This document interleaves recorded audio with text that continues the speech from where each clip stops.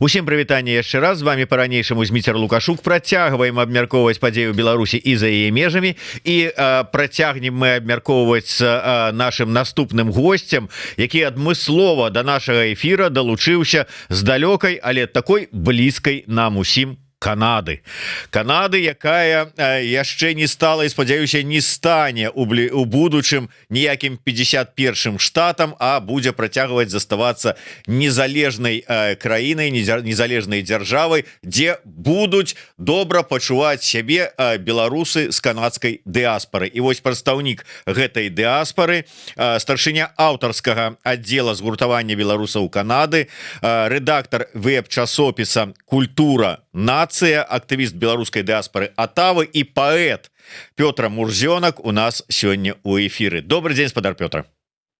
Добрый день, спадар Зміцер. Добрый день, спаважаныя беларусы, гледачы, слухачы.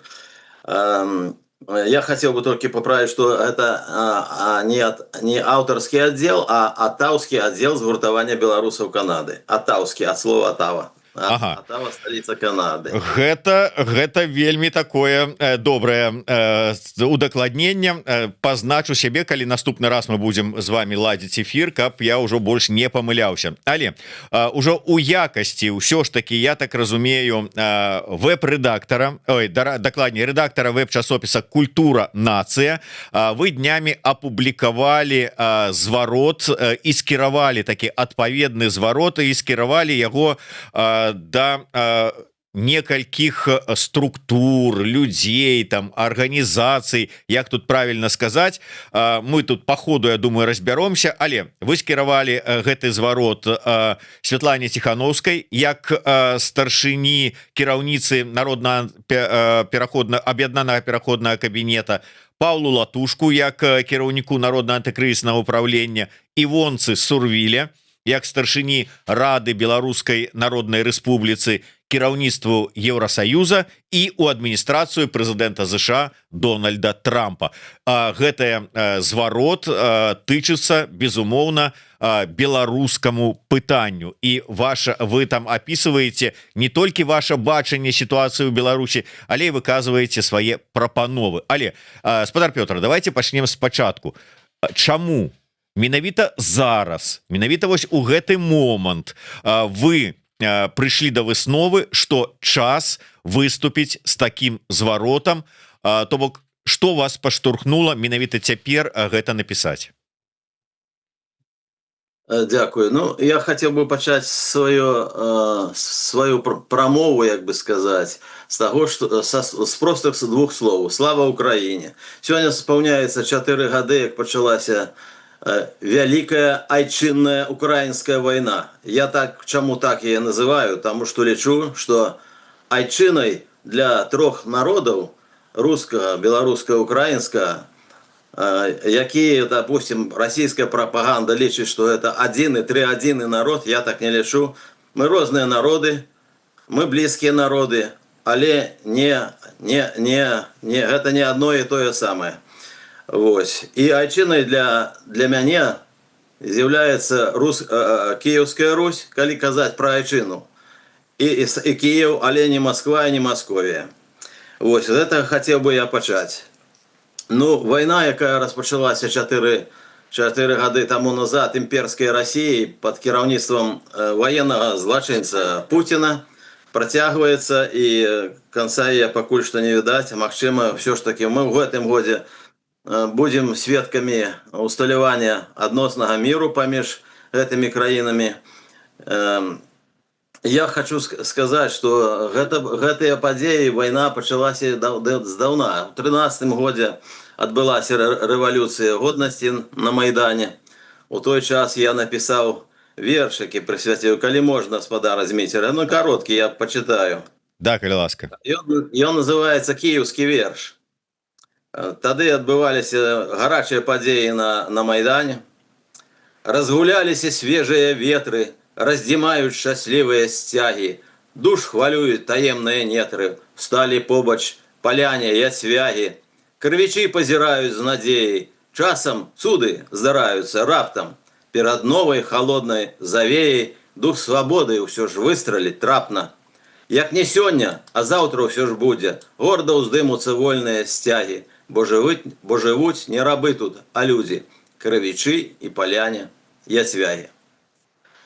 Дякую. Я чаму гэты верш пачаў, таму што вось в сувязі з вашым пытаннем, чаму сёння, чаму гэта неабходнасць такая выступіць з нейкімі прапановамі і гэтак далей. Мы вельмі цесна звязаны з Украінай, Украіна і Беларусь бадай бліжэй знаходзіцца адзін да аднаго, чым да Расіі.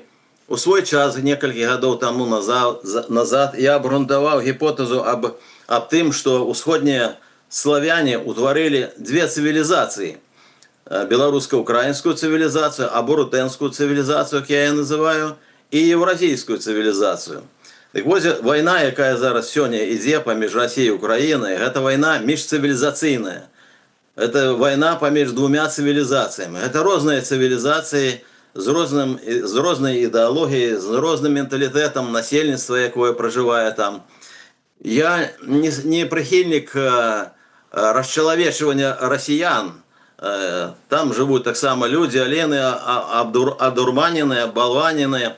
Большасць іх за вайну, яны готовы забіваць іх і ідуць на вайну і забіваюць, як кажуць, сваіх братоў, якіх яны хочуць далучыць да сябе, невядома чаму.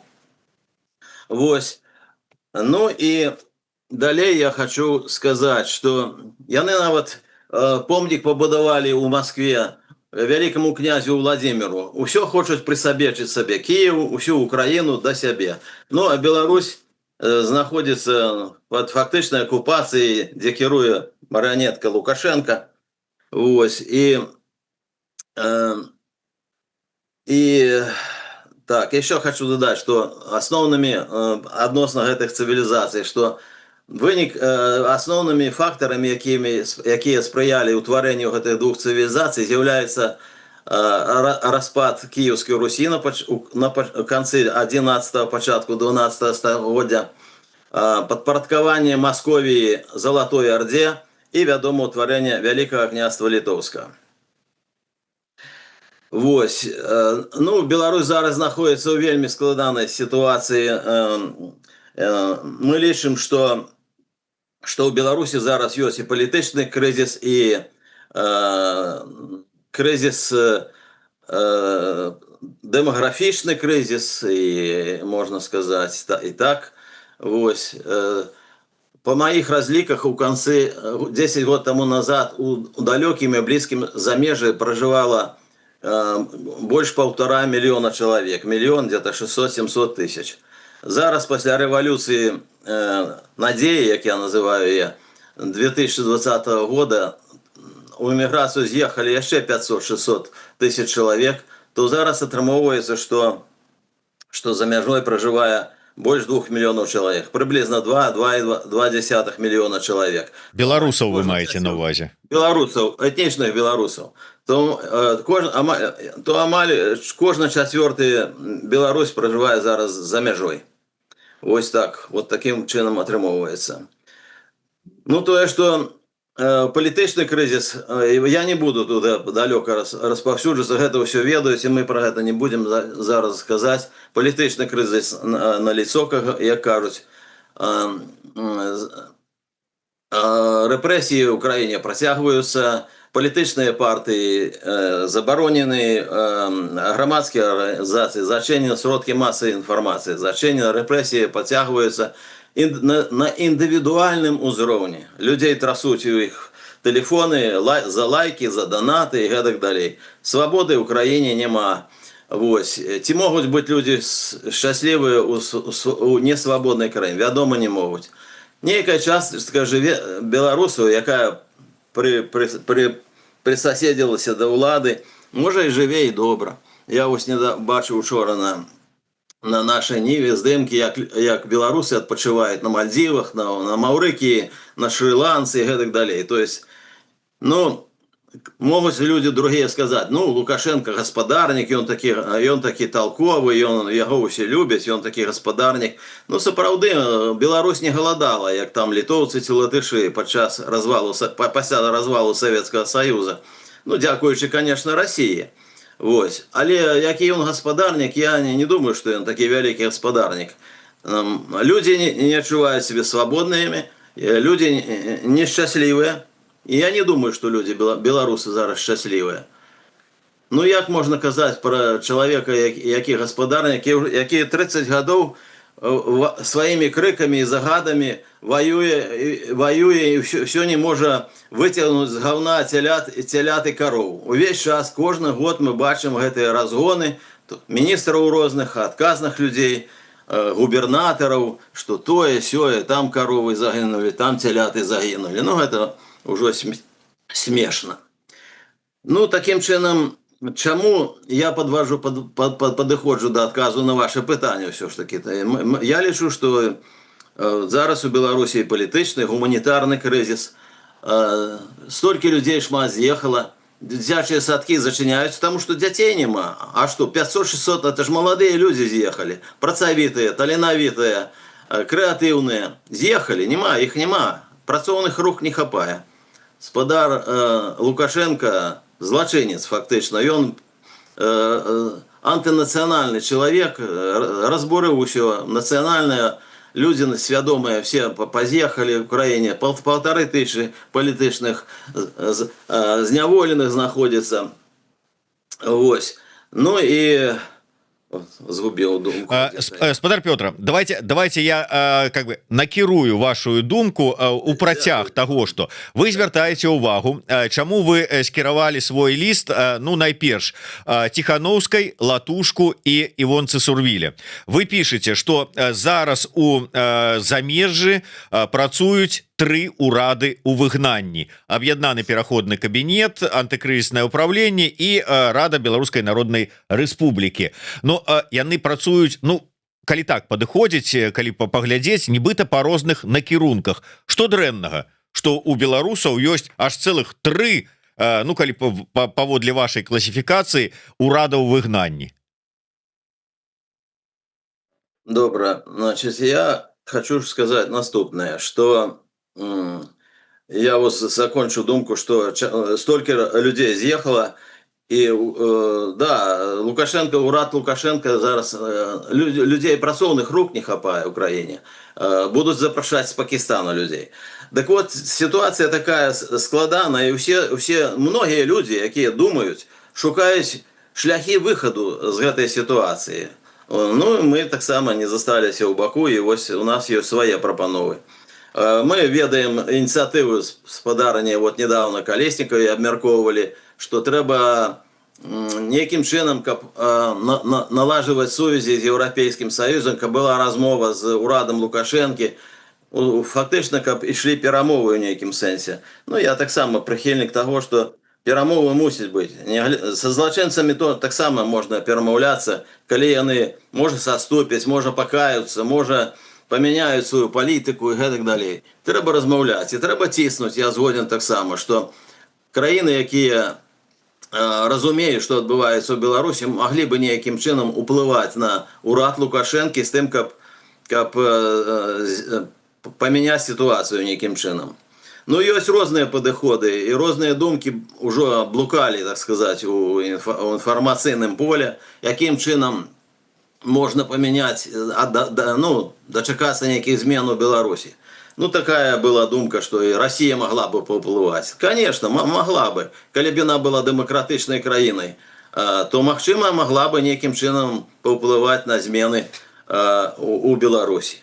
Мы можем чекать так само змен от вынікаў войны. Коли это вынік будет станоўчы и у сэнсе, что Россия отступит и атрымае нейкую паразу, то тады значна палепшацца адносіны у нас і з Украінай, і, магчыма, гэта паўплывае таксама на змену сітуацыі. Вось. Але самае галоўнае, мне здаецца, што ўсё ж такі павінна быць змены і ў самой краіне, ў самой Беларусі, сярод беларусаў. Беларусы знаходзяцца у няведзенні, яны жывуць у гэтым калпаку беларускай прапаганды. Вчора прочитав, некий там новый министр культуры, ну, это смешно, знову заявляет, что у нас там ровные мовы, белорусская, русская. Ну, не смяшите вы людей уже, господи. Это люди, яны разумеюць, пра што яны кажуць. Яны разумеюць, яны добра разумеюць, яны нос па курсу трымаюць. Ось, ну... Але тры ўрады у выгнанні, што іх, прычым тут яны да вот гэтай ўсёй трагічнай сітуацыі да палітычнага гуманітарнага крызісу? Ну, як я уже сказаў, што за мяжой пражывае больш 2 мільёнаў беларусаў, 2,2 мільёна, і 3 ўрады існуюць. Ось. Я заўжды быў прыхільнікам кансалідацыі дэмакратычных беларускіх нацыянальна свядомых сіл. Это было у мяне в публікацыях адно. Я і зараз з'яўляюся прыхільнікам. Чаму я лічу, што мы лічым, вот мы прапануем план, які называется план 3 крокаў. Першы крок – это якраз з'яўляецца кансалідацыя тых урадаў, якія працуюць. Урад Ціхановскай і антыкрызіснае ўправленне спадара Латушкі, яны працуюць зараз разам, большай ці меншай ступені. Вось, адносна Рады БНР, якая фактычна існуе з 18-го года, пасля дэкларацыі об незалежнасці Беларусі, я не сустрэў здаецца, рашэння нейкага Рады БНР адносна вот урада Ціхановскай. Мне здаецца, што пакуль што Рада БНР маўчыць на гэту тэму. Але з гісторыі вядома, калісьці я праводзіў аналіз спрыяльных і неспрыяльных умоў перыядаў для Беларусі, то яны заўжды былі тады, калі сілы кансалідаваліся. Ну, напрыклад, мы можам узяць тыя ж яднанне ў 2006 годзе, калі спадара Меленкевіча быў адзіным дэмакратычным кандыдатам, і, дарэчы, ён на працягу ўсіх гэтых розных выбараў, Лукашенко ўжо 7-й раз абраўся. Толькі ёсць такія лідары ў Афрыцы, толькі ва Угандзе і ў Габоне, здаецца, якія па 30 гадоў кіруюць краінай. Вось. Спадар Пётр, глядзіце, вы кажаце пра аб'яднанне ці кансалідацыю гэтых 3 урадаў, але мы абмяркоўвалі, і я глядзеў, што выказаў на гэтую тэму, як толькі з'явіўся ваш зварот, наш вядомы філосаф, метадолог Владимир Мацкевич. І ён напісаў некалькі такіх момантаў. Па-першае, з аднаго боку,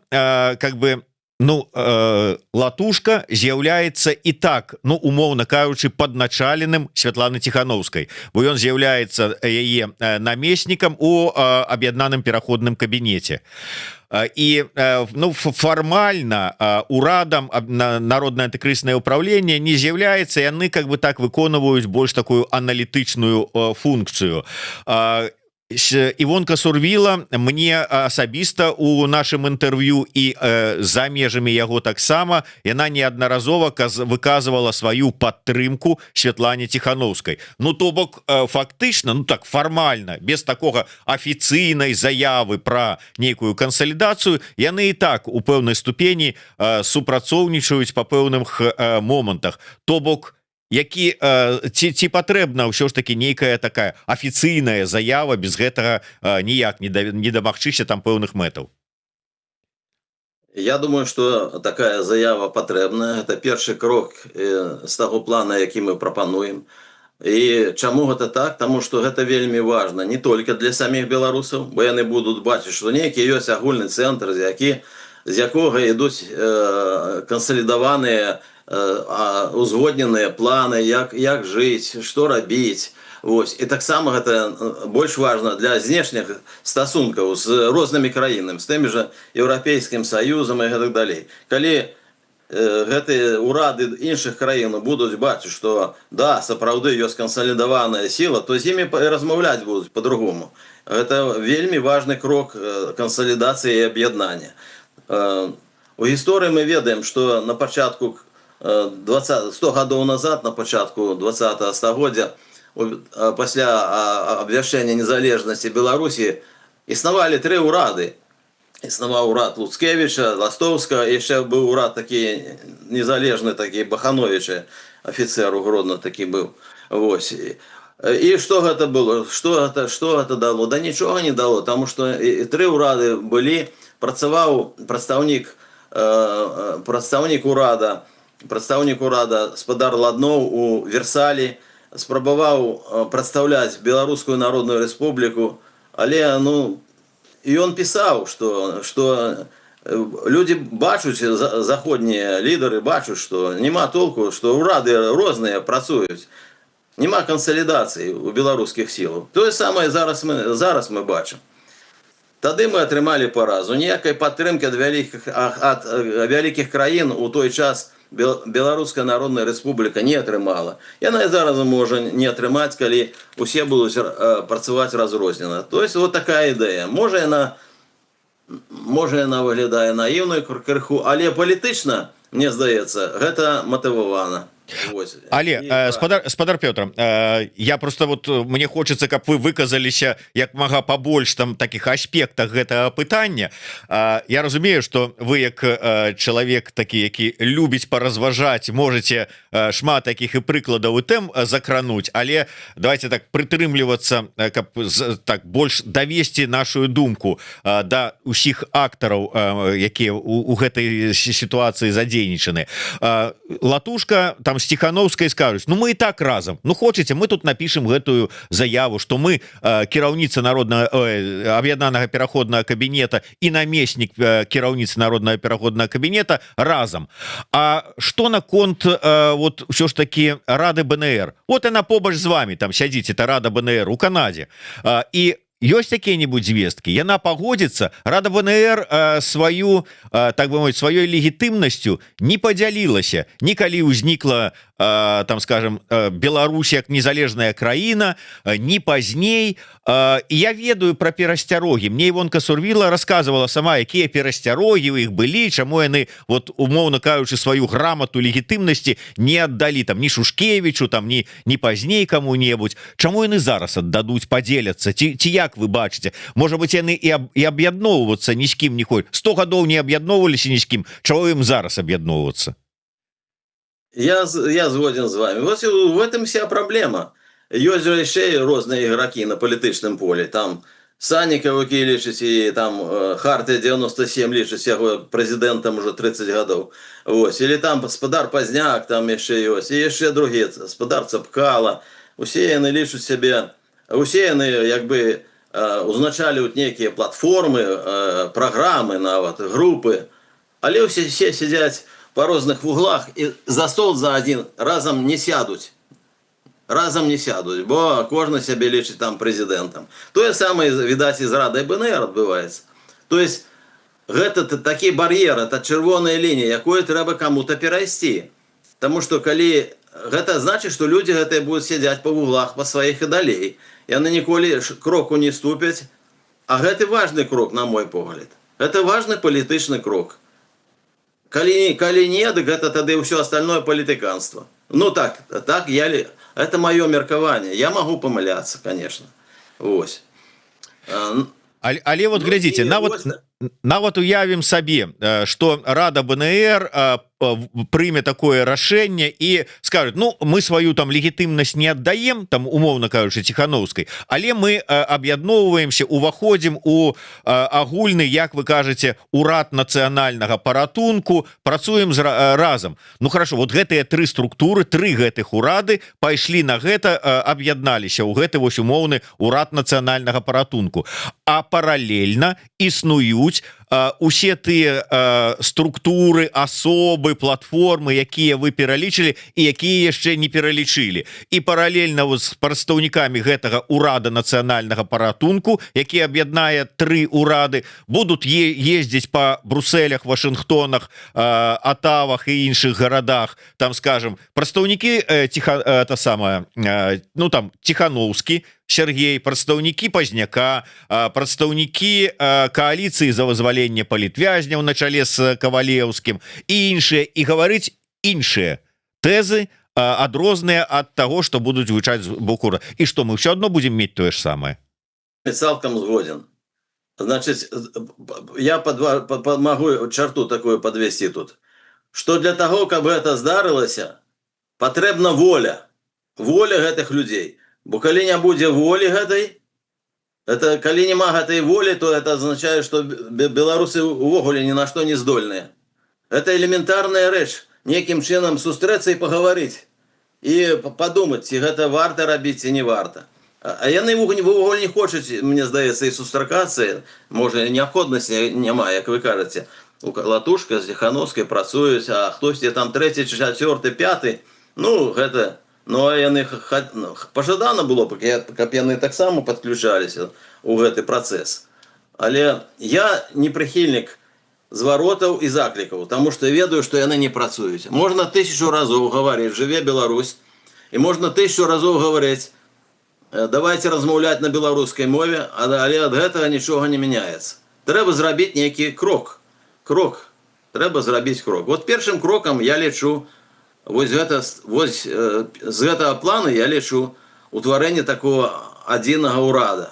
Это палітычна будзе для ўсіх беларусаў важным знаком і для многіх замежных дзяржаў. А другім крокам гэта магчымасць правядзення перамоваў з сучасным рэжымам Лукашэнкам. Так, ну а што? Лукашенко прызнаюць як дзейны ўрад, так што з кім весці перамовы? Ну, з Лукашэнкам. Вось. Ну і зноў жа трэба выбраць нейкія пляцоўкі, дзе можа гэта адбывацца, пасярэднікаў, з якімі комфортна было б спадару Лукашенко быць пасярэднікі. Такімі пасярэднікамі могуць быць як Еўрапейскі Саюз, так і адміністрацыя Трампа. Мы ўжо ведаем, што праз адміністрацыю Трампа з дапамогай многіх ігракоў нашых беларускіх адбыліся ўжо 2 вызвалення палітвязняў, і можа, як быццам бы па нейкіх звестках ужо заяўлялася, што і вядуцца перамовы далейшыя аб вызваленні і гэтак далей. Вось. Гэта можа быць другім крокам. Але і на перамовах на гэтых аб'яднаны ўрад можа паставіць 2 асноўныя задачы. Гэта вызваленне палітвязняў і правядзенне свабодных дэмакратычных выбараў, як тое абяцала спадарыня Ціхановская, нацыянальны лідар, у жніўні 2020 года, калі яна яшчэ была ў Беларусі. Ну вось, гэта другі крок такі. Ну, а трэці крок ўжо далей сітуацыя, якая складзецца тады на той час. Вось вы пералічваеце крокі, і я нават агучваеце, што перамовы гэтага аб'яднанага ўрада з Лукашэнкам. Да, я згодны. Нават Украіна вядзе там перамовы з агрэсарам Расіяй. Пакуль без выніковыя асабліва, але вядзе. І таму я за тое, каб такія перамовы ішлі, хаця у нас ёсць вельмі шмат сумневаў, што Лукашенко менавіта вось з прадстаўнікамі дэм-сілаў аб'яднанымі, раз'яднанымі, але будзе перамаўляцца. Яны ўжо сказалі, заявілі, і ён сам заяўляў праз сваіх прапагандыстаў не раз, што з кім мне там гаварыць? Хто они такія? Ну нават пакінем гэта па-за межамі. Потым гучыць ваше наступнае, што а наступны крок гэта правядзенне свабодных, незалежных, празрыстых выбараў. І Лукашенко скажа: «Та вы шо? Я тут только што хацеў сесці за стол з вами перамаўляцца, а вы мне тут з выбарамі сваімі». Яму трэба гэтыя выбары, яму трэба гэтыя пагрозы, яму трэба гэты міраж нават паўтарэння 2020 года. Так, это самое складанае, напэўна, в гэтым плане. Ну, план гэта і ёсць план. Ведаеце, план можна напісаць. Ну, і я таксама, я ўжо сказаў, што я не прыхільнік розных там заяваў і заклікаў. Гэта таксама як бы гучыць як заклік. Але з другого боку, я асабіста бачу ў гэтым нейкі шанс. Калі ёсць хоць нейкі шанс, то чаму яго не скарыстаць? Чаму яго не скарыстаць? Бо ў Беларусі няма другіх выхадаў, няма выйсця ніякага. Гэта можа працягвацца вельмі яшчэ доўга. Лукашенко мае 80 гадоў, здаецца. Вось. І ён зараз гэты нацыянальны сход яшчэ стварыў і будзе працягваць сабе кіравання яшчэ не на 7, на 8, на 9 тэрмін, я не ведаю. Вось. І трэба думаць пра будучыню і спрабаваць все ж таки что-то рабіць. Таму вынесены гэты план 3 крокаў для абмеркавання. Як вы уже заўважылі, я направіў гэта пісьмо некаторым асобам, таксама адказу не атрымаў. Значыць, яны як бы ігнаруюць гэты шанс і гэты, так сказать, варыянт. Ну, значыць, гэта ўжо адказ. Тое ж самае я направіў пісьмо, гэты адкрыты ліст у нашу Ніву, на Харту 97. Таксама не апублікавана. Это значыць, ім усё роўна таксама. Хаця нашу Ніву я вельмі паважаю. Харта 97 гэта другое. Там трошки это самое, там Санікаў пануе і, так сказать, Радзіна, у іх свая ідэалогія, яны свой куток занялі і там абараняюцца, як могуць. Ну, вось. Ну, здаецца, калі я не адказаў, то я гатовы яшчэ адказаць на наступнае ваше пытанне, калі оно узнікла. Да, таму што мы на самым пачатку я яшчэ ўзгадаваў, што вы скіравалі гэты ліст кіраўніцтву Еўрасаюза і ў адміністрацыю прэзідэнта Трампа. Гэта не зусім так, прабачце. Гэта была моя, можа быць, не то, што тэхнічная памылка, гэта было мае жаданне. Я меў на ўвазе, што калі ўжо ўрады гэтыя ўрад гэты аб'яднаны нацыянальнага паратунку ўзнікне, то гэта яго функцыя будзе. Звяртацца ў гэтыя структуры, гэта якраз гэты другі крок. Што трэба будзе шукаць пасярэднікаў, ну і ўрад уже будзе не часопіс «Культура нацыя» будзе звяртацца да адміністрацыі Трампа, а гэты аб'яднаны ўрад будзе звяртацца да адпаведных структур Еўрапейскага Саюза ці ў адміністрацыю прэзідэнта. Так што, прабачце, калі я завёў трошкі вас гэта так, трошки ў бок, не ў той бок. Ну, але было б цікава, узяў бы вот Трамп, да прыкладу, і адказаў вам, што я згодны, і зараз я дам загад Коулу, каб ён прасоўваў гэтую тэму падчас наступных сустрэчаў з Лукашэнкам. Ну, ведаеце, я б не хацеў выстаўляць сябе так асобна. Я ўсё ж таки хацелася б працаваць у камандзе ў нейкай, разам з другімі людзьмі, зацікаўленымі.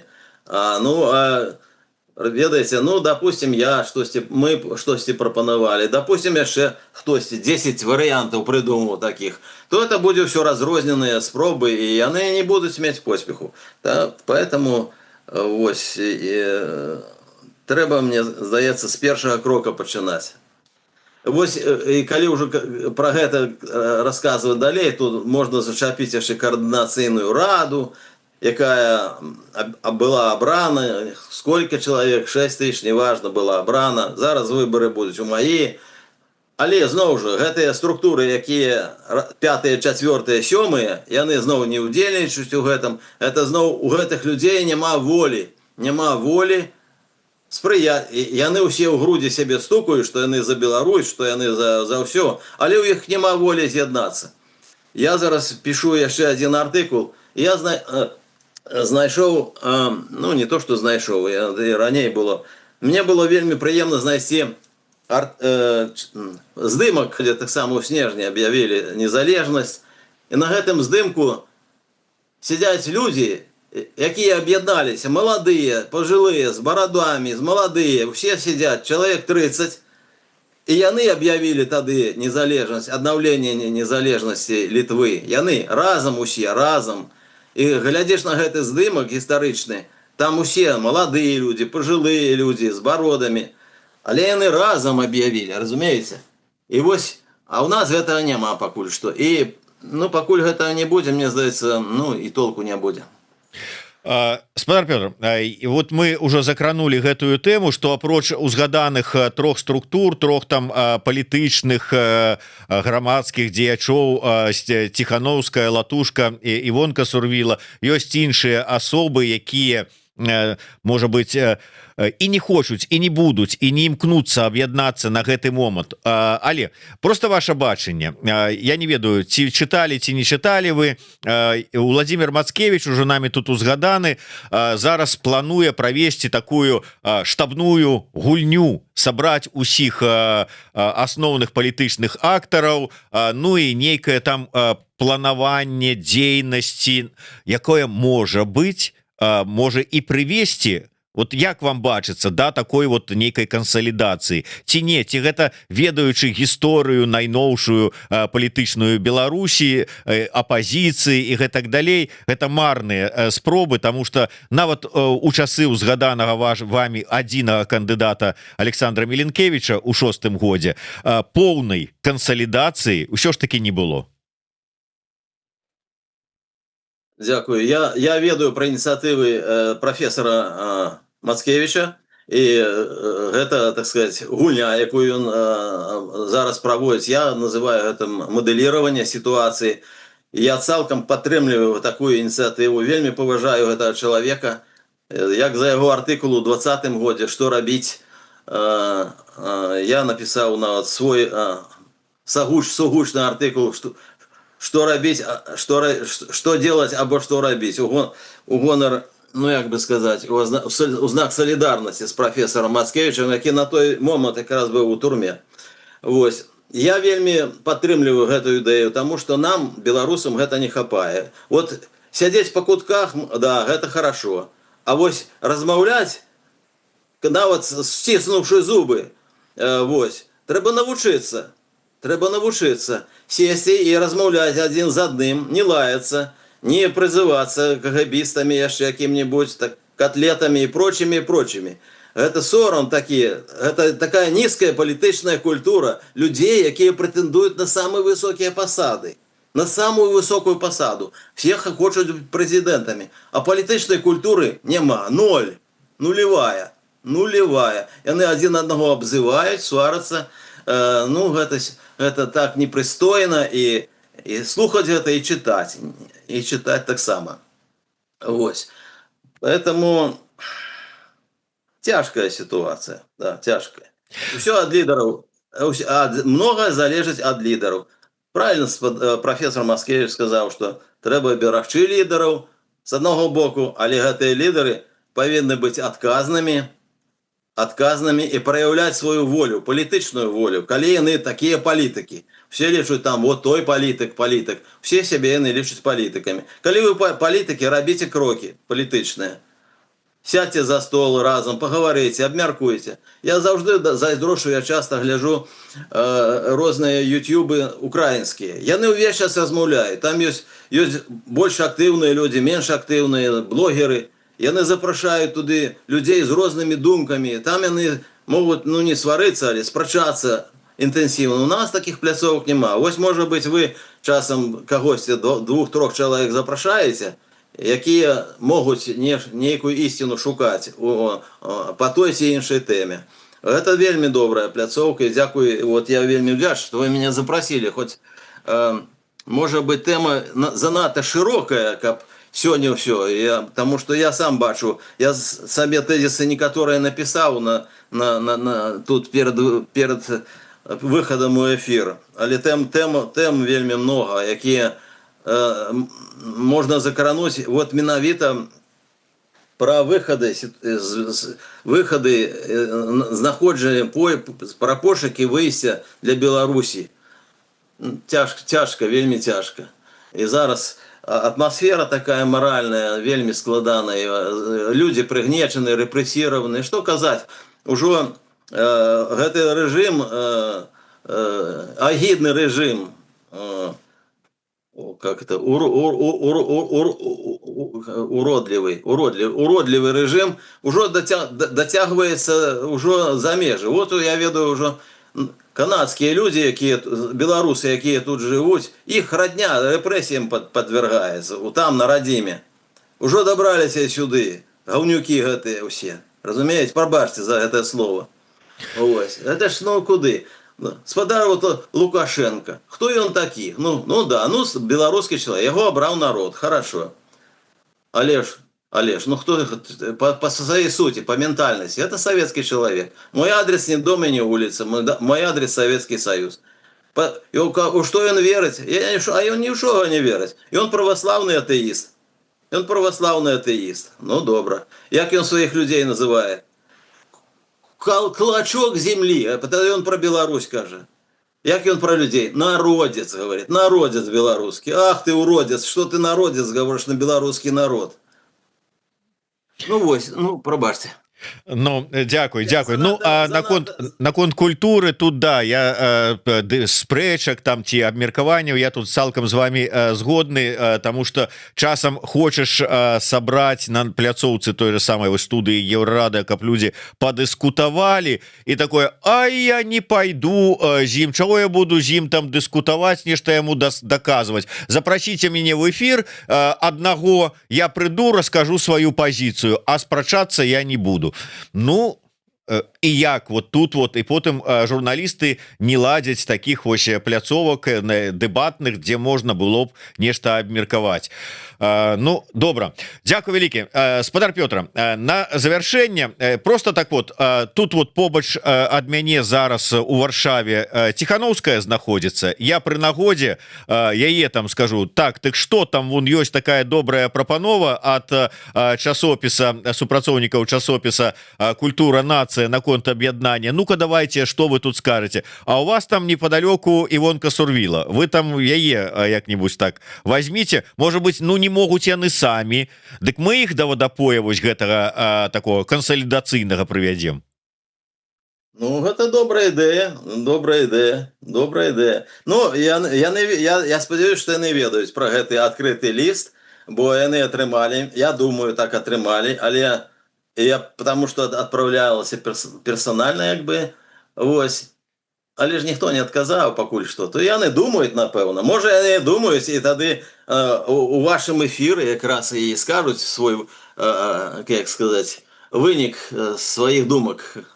Ну, мы яшчэ далучым Владимира Мацкевича да нашага вось гэта ініцыятывы падвядзення палітыкаў да кансалідацыйнага вадапоя. Ад яго яны дакладна ўжо ад метадолага дакладна не ўцякуць. Дзякуй вялікі, спадар Пётр, што падзяліліся, патлумачылі больш шырака сваю ініцыятыву, ну не сваю асабістую, а вашага часопіса «Культура нацыя». Дзякуй яшчэ раз. Я нагадаю ўсім, што варта подписываться на наш YouTube канал Еўрарады. Ставьте свои падабайкі, націскайте на звоночек, расшэрвайце, калі для вас гэта бяспечна.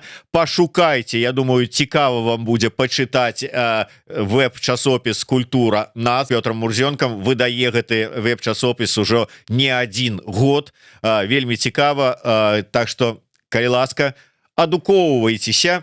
Ну і дзякуй яшчэ раз, да сустрэчы.